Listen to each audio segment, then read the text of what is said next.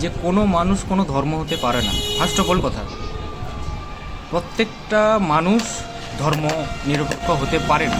ধর্ম আলাদা সাইড। ধর্মের গুণাগুণ হচ্ছে মানুষকে মান আর হুঁশটা দেওয়ার জন্য, বন মানুষ থেকে মানুষে পরিণত করার জন্য ধর্ম সৃষ্টি। এবার প্রত্যেকটা ধর্মের মানুষ আগে তাদের ভেতরে আন্তরিকতা নিয়ে আসতে হবে, তবে গিয়ে মানুষ মানুষের ভেতরে ভেদাভেদ থাকবে না, ভালোবাসা গড়ে উঠবে এবং মানুষ মানুষের পরিচয় চিনতে পারবে যে ধর্ম আলাদা সাইড।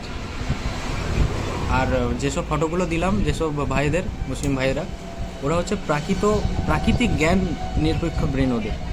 ওরা আসল প্রকৃতিকে চিনতে পেরেছে। দেখো ভিডিওটা। যেটা সত্যি সেটা সত্যিই থেকে যায়। যারা প্রকৃত জ্ঞান অর্জন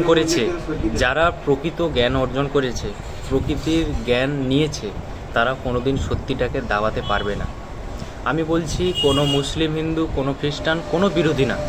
একটা কথা চিন্তা করে দেখো, যেটা কৃত্রিমভাবে সৃষ্টি করা হয়েছে মানুষের জন্যে, মান আর হুঁশটা দেওয়ার জন্যে, মানুষে পরিণত হওয়ার জন্যে, এই যে ধর্ম সৃষ্টি করা, হ্যাঁ ভালো কথা, সমস্ত ধর্ম আছে, কিন্তু একটা জিনিস ভেবে দেখেছো, এটা কৃত্রিমভাবে সৃষ্টি করেছি আর আমরা কৃত্রিমভাবেই লড়াই করছি।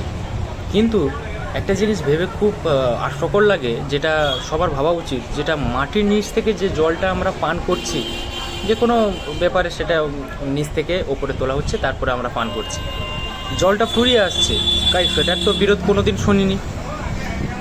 হ্যাঁ, আর একটা কথা, ডাইনোসর বিলুপ্তি হওয়ার মেন কারণ জানো তোমরা? আচ্ছা, পৃথিবী যদি 100% আয়তন ধরি, সে 100% আয়তনে যদি 20 থেকে 50% আয়তনের একটা অ্যাস্ট্রয়েড যদি পৃথিবীতে আবারও ধাক্কা খায়, সেটা তো প্রাকৃতিকভাবে হচ্ছে না, সেটা gravity, galaxy, milky galaxy, black hole, তার ভেতরে সৌরজগতের ভেতরে এইটা। আচ্ছা, যদি সেই অ্যাস্ট্রয়েডটা পড়ে, তাহলে ভাবো তো সেটা তো প্রাকৃতিকভাবে দুর্ঘটনা হবে, তাই সেটাকে জাতিগত ব্যাপার থেকে রোধ করতে পারছো না, পারবে।